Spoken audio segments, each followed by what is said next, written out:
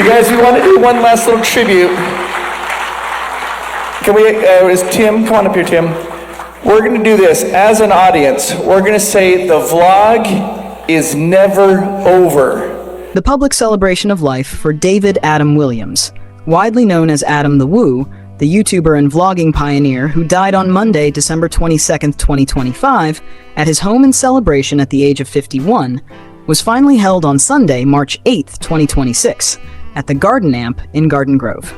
The event served as a communal farewell for the man who spent 15 years documenting roadside Americana and theme park history before passing away from atherosclerotic and hypertensive cardiovascular disease. Organizers, including close friends Justin Scard and Chris Provost, coordinated the 4-hour ceremony as a free, ticketed event to ensure his massive fan base could gather in the region, where he filmed many of his most iconic best-of videos. The service featured a mix of personal eulogies and career retrospectives from family members, such as his father Jim Williams and sister Faith Murray, alongside fellow creators like World of Micah and actor Tom Wilson. Because Adam lived a nomadic lifestyle without a traditional home for years, the memorial focused on his impact as a storyteller who turned the mundane into the magical. For those unable to attend the California venue in person, the entire event was live-streamed on the JWW On The Move YouTube channel, drawing thousands of fans who used the platform to share his signature catchphrases one final time. This public tribute complemented a private family service held earlier in Florida, where Adam was eventually interred at Mount Peace Cemetery in St. Cloud. To provide fans with a permanent place of reflection, his friends also secured permission to install a memorial plaque on a bench in Celebration, Florida, a town that served as the primary backdrop for his later years. And now, JWW on the move. Want to hire? Good. That's good.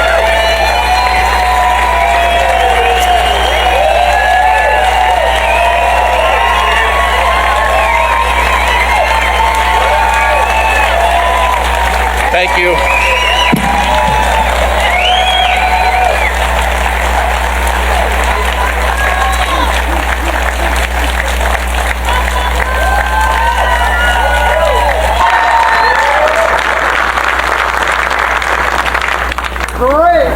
Don't stop.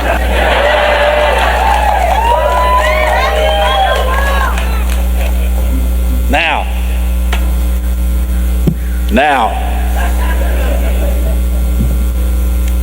I'm the old man. Take that, Tom Wilson. First of all, thank you from the depths of my heart for what you have done here today.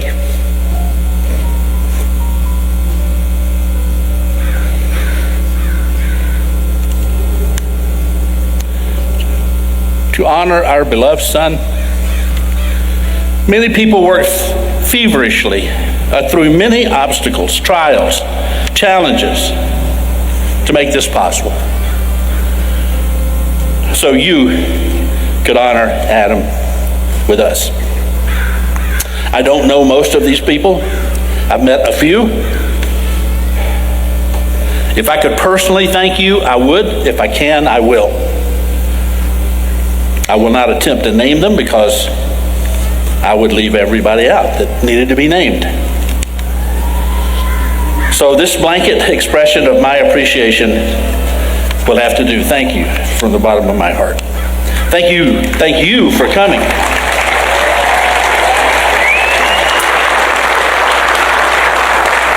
You sacrificed to be here.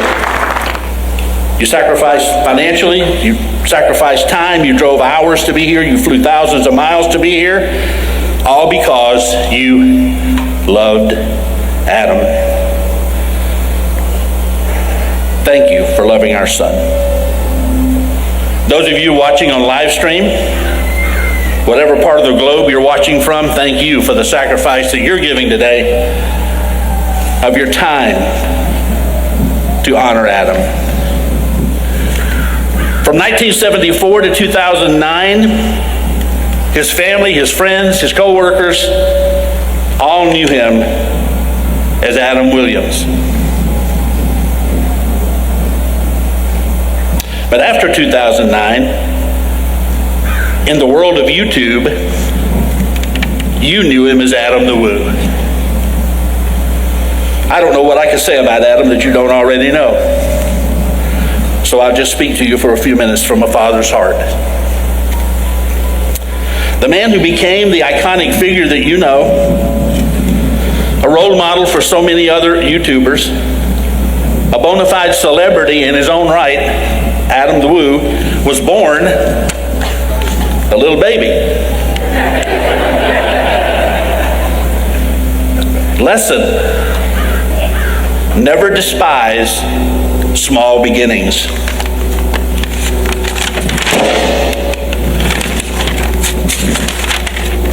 I'm the guy that has to have notes. His mother and I chose his name while we were still courting, before we were even married. We said if we have a boy, we want to name him David Adam Williams. He was born August 10th, 1974 in Tupelo, Mississippi, the birthplace of Elvis Presley. Adam was born unnoticed, unknown, and unannounced. He did not leave that way. We named him Adam because he was our first man, like in the Bible where God created and named the first man Adam. We named him David after the great king of Israel that God chose to rule his people.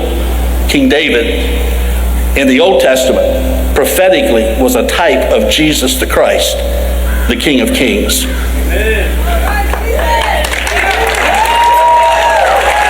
In his youth, his creativity and imagination just blossomed. He was quick-witted, religiously humorous, hilariously entertaining. You've seen the videos.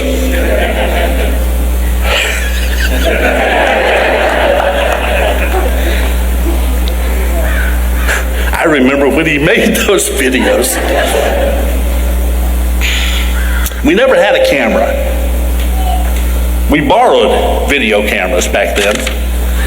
Whenever we had something planned, like we went on a vacation or we went on a cruise, we would borrow a video camera. Adam would get his hands on the video camera, and he and his sister would make these crazy videos. That was the tip of the iceberg. He was honing his craft at an early age, and no one noticed but him. He was self-willed and stubborn. He was intelligent, but he never liked going to school. I think in retrospect, thinking back on it, he probably felt that it was too confining for his free spirit. I remember once on a hot summer day, I sent him out to mow the yard.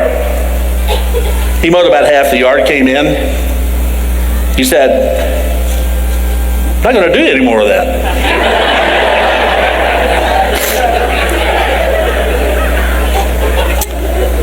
It's too hot out there.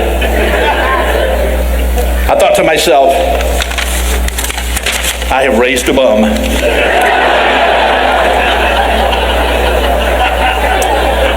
He is never going to amount to anything. Then he learned other people would pay him to mow their yards, because he was real happy to do that. And off he went on his fledgling entrepreneurial venture. He was always acting in some degree. He loved to put on costumes. Halloween was obviously the big time of the year for him. He loved dressing up. Cowboy, pirate, Superman. I remember once when he was a little kid, we had a Superman outfit we dressed him up in. We were visiting my parents, and my brother was a smoker, and Adam bumped into the cigarette with his Superman suit on, bumped into the cigarette, and he said, "Ooh, going by fire." It didn't even hurt.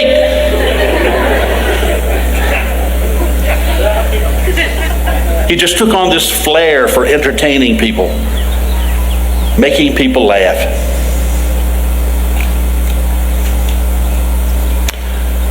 I wanted Adam to be a preacher. But God decided to use him in a different way. Adam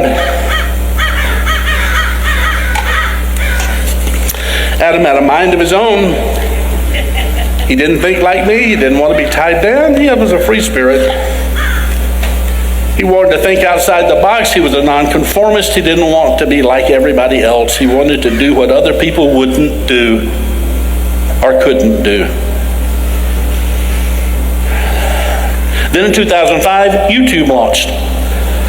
Very popular place. People shared videos. So Adam started making filming location videos. Places around Central Florida. Then he started making abandoned places videos around Central Florida. Showed them to me and his mom. We were uninterested.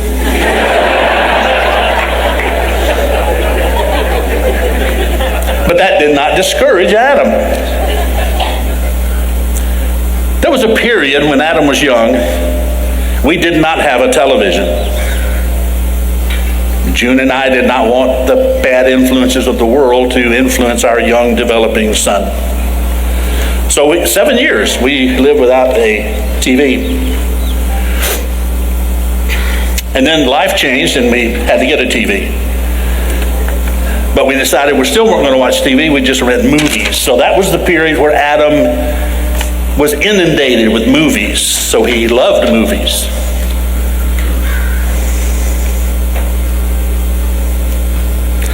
I believe God gives people, certain people, special gifts. Some are gifted to look at a lump of clay and see a horse and make that horse. Some people look at a blank canvas and see a landscape or a face and they draw that landscape or that face.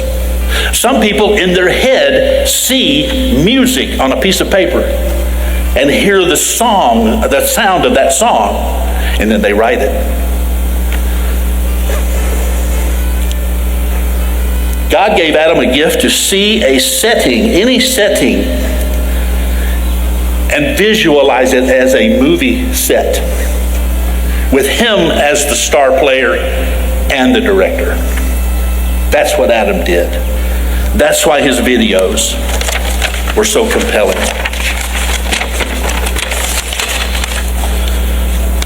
One day Adam came to me and said, "Dad, I'm going to monetize my videos." I had no idea what he was talking about.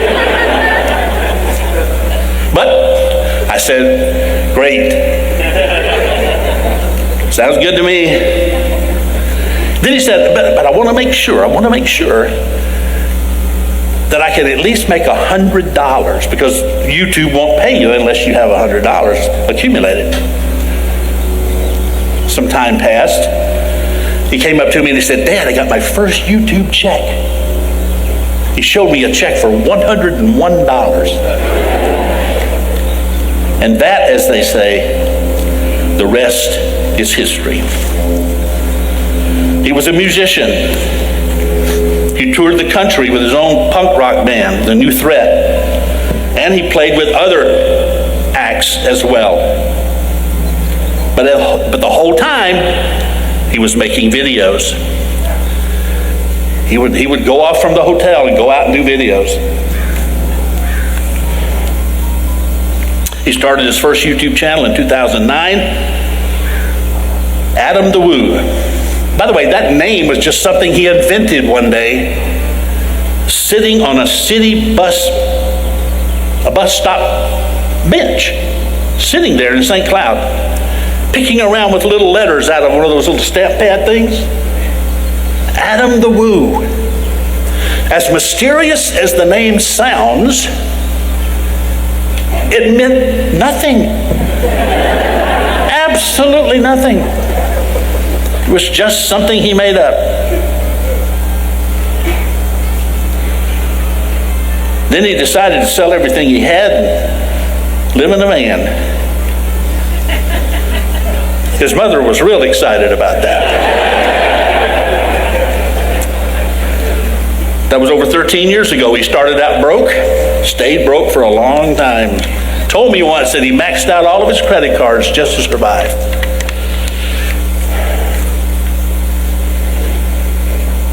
Adam never showed me a bucket list. But in the last few years, it seems like every time he saw something on camera, or rather when he videoed something, an interesting place, an interesting thing, a public figure he admired, he would say something like, another bucket list mark. He traveled all 50 states, including the northernmost inhabited point of the U.S., Point Barrow, Alaska. He went to Canada, Mexico, Paris, London, Zurich, Rome, Naples, Malta. He rode the heights of the Alps and saw the Matterhorn up close and personal. He put his bare hand, in the sub-zero waters of the Arctic Ocean. Who does that? Told me later he wished he had done that. He took his mom to Ecuador and they stood on the equator. He traversed the remains of the Colosseum in Rome. He's been to Florence and Naples. He walked the steps of the Eiffel Tower in Paris. He walked the steps of the Leaning Tower of Pisa. He saw the border of North Korea. When he was in South Korea, he visited Malta, the city where the Apostle Paul was washed ashore after being shipwrecked in Acts 27. He walked the streets of the movie set in Malta called Sweet Haven, the town of Popeye the Sailor Man, in the movie starring Robin Williams. A dream he had dreamed for years. And he pitched a baseball with his dad.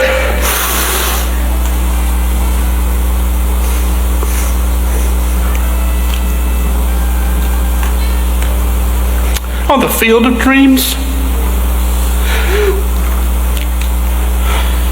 in Dyersville, Iowa, and at the home of the great baseball legend Mickey Mantle in Oklahoma. He set the standard for travel and adventure blogging. He set records 5 years straight every day without missing a day of vlogging. He went to all 50 states by age 50.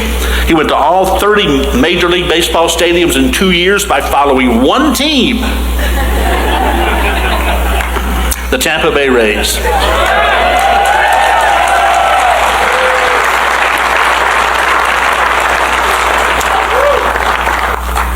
And he documented it all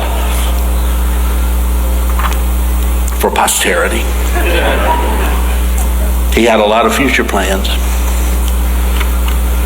Over the last 15 years, Adam has taken millions of people vicariously on his adventures. He's taken them to places they would have never seen on their own. He was humorous. He was kind-hearted. He drew people to him. He amassed over 1 million followers on his 2 YouTube channels. I think the impact that Adam had on people, he never fully understood.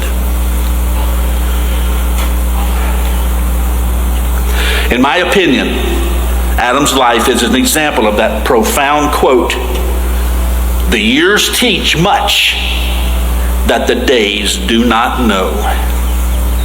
What you do daily, consistently, intentionally, will have enormous results.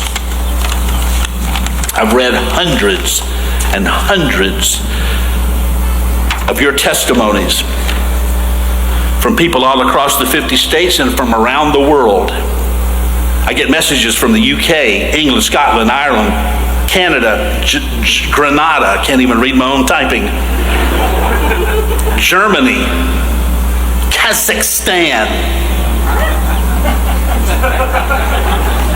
Is that even a country? They tell of Adam's videos calming their fears, easing their pain and loneliness, getting them through dark places in life, helping them escape, giving them hope, reviving their discouraged spirits. And I've had a few people write me and tell me Adam brought them back from the brink of suicide. He was a pioneer in the world of vlogging, became a model and an inspiration, probably for some of you that are vloggers, as we've heard testimonies today. Most of his fans watched Adam 30 to 45 minutes every day for 15 years. No wonder you love him. No wonder you are heartbroken and hurting and weeping just like we are. Adam was gentle, he was humble, intelligent, calm, inspirational, kind, witty, humorous, generous. He was relentless and fearless in his pursuits. He didn't worry about what people said about him. Every day he was consistent and persistent. He planned his strategy and he executed his plan. He was merciful and forgiving. Even his critics he blessed by always being friendly to them, in some cases buying them things and promoting their own channels. He believed and practiced the words of Jesus Christ, "Do unto others what you would have them do to you." More than anything, Adam loved his family. June and me and his sister Faith, her husband Ryan.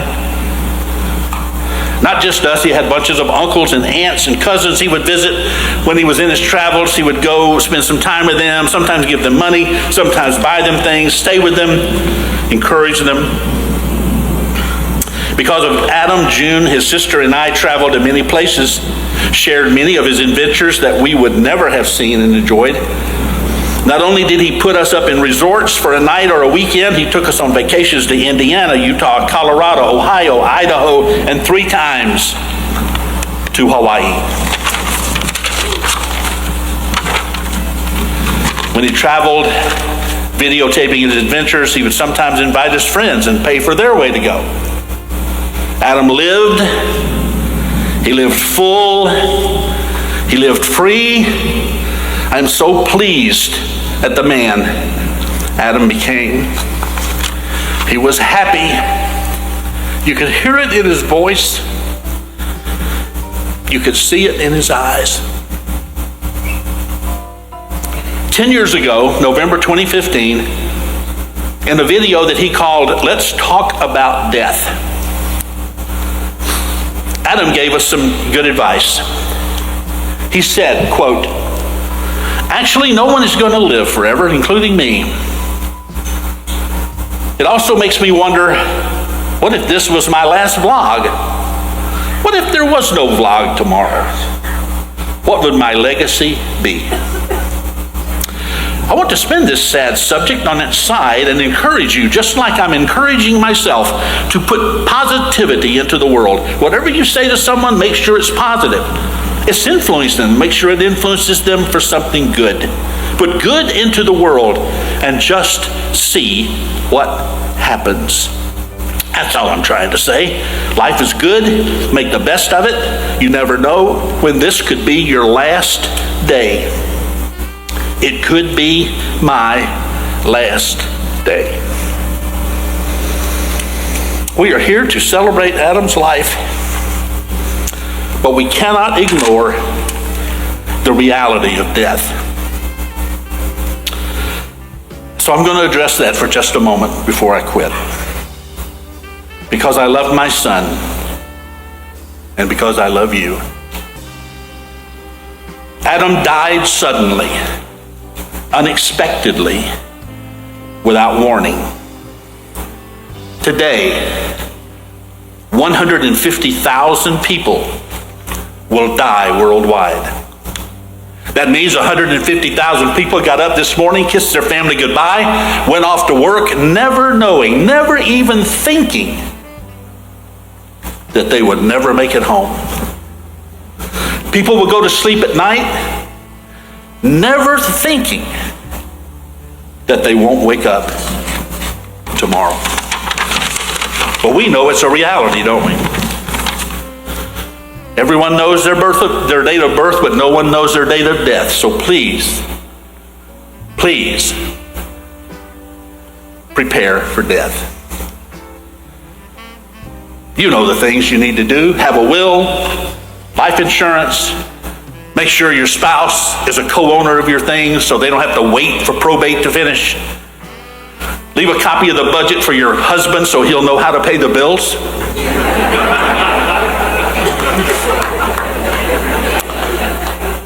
But there's more to death than these things. There is a spiritual element you need to consider.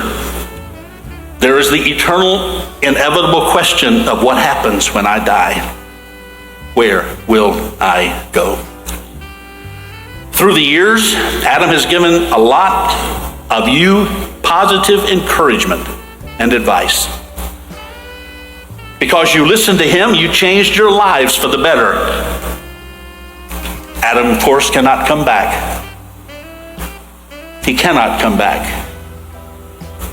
But now Adam knows what you and I can only take by faith. He knows. And I believe if he could come back today and speak to you one last time and give you one last piece of advice, I believe he would tell you, whatever you have to do, don't miss heaven. Don't miss Jesus. My dear friends, with all the love and gentleness I can muster in this moment, I urge you, take death seriously. Take sin seriously. Take Jesus, the Messiah, seriously. Take eternal life seriously. The Bible says it is appointed unto man to die once, and after this, the judgment. The Bible says God has appointed a day in which he will judge the world by that man whom he raised from the dead, even Jesus. Many of you know the hope of heaven, but many of you still do not. Jesus died to free you from sin's bondage and its judgment. Oh, my friend, you are going to die. Be ready. When you die, don't let sin keep you from heaven. Don't wake up in that place of torment the Bible calls hell. I gave Adam this little booklet to help him prepare to face death. It's called How to Be Free from the Fear of Death. If you're looking for answers, these little booklets will be available to you when you leave, if you wish to take one. Adam will live forever in our hearts and our memories. He will forever be missed. He will forever be remembered. We loved him dearly, you loved him dearly, and he dearly loved us. His infectious words will forever ring in our ears and roll off our tongues. Welcome, everyone. Adam the Woo here. Join me. Shall you? And that's going to do it for today. Thanks for watching. See you in the next video. The day concluded not as a funeral, but as a final daily vlog in spirit, honoring his wish to keep the focus on the joy of the journey rather than the sadness of the end. Adam the Woo was laid to rest in a private ceremony on January 6, 2026, at Mount Peace Cemetery in St. Cloud, Florida. The funeral was attended by close family members, friends, and members of his church community, honoring Adam's wishes for a quiet and intimate farewell. He is survived by his parents, Jim and June Williams, and his sister Faith. Adam's legacy will continue to live on in the hearts of everyone who had the privilege of knowing him, meeting him, or simply walking alongside his journey through a screen. Rest in peace, Adam the Woo.